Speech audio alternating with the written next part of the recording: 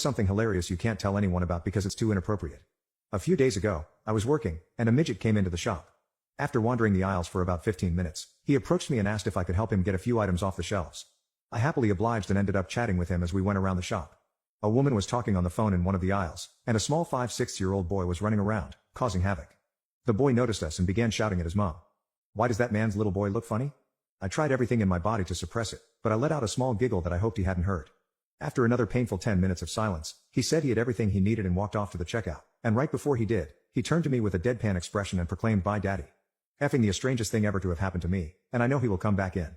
I once edged for 6 hours straight, and when I arrived, I passed out. I was having a dirty dream. I woke up to an enormous erection and my cat kneading it. I made eye contact. My wife works in a hospital. She told me a story about a patient that presented with constipation and rectal pain.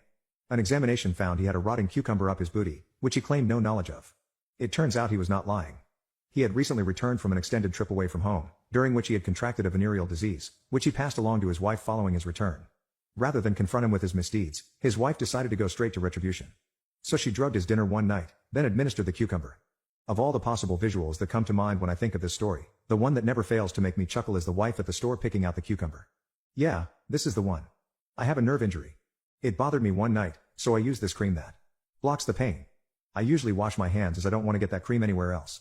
However, I was with my boyfriend. He distracted me, I distracted him, and next thing you know, I was going down on him. Everything is fine and dandy until my tongue starts to feel weird. I looked at him and accused him of putting something strange on his pee-pee.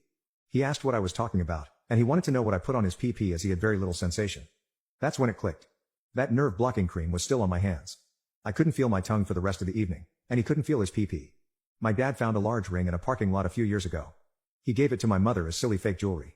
Because the crew was so comically big and oddly constructed, my mom brings it out now and again, wearing it on her finger, to show to a company when they visit. It's a pee-pee ring. One time I was fishing on a lake with my dad early in the morning.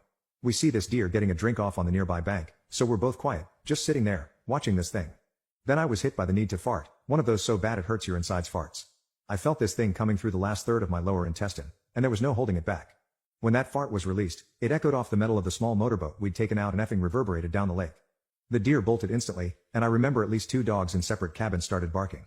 This thing even had an echo that came back at us. Then there's this unnatural silence, and my dad and I look at each other. About 3 seconds later, a bullfrog croaked back at me, and we both lost it.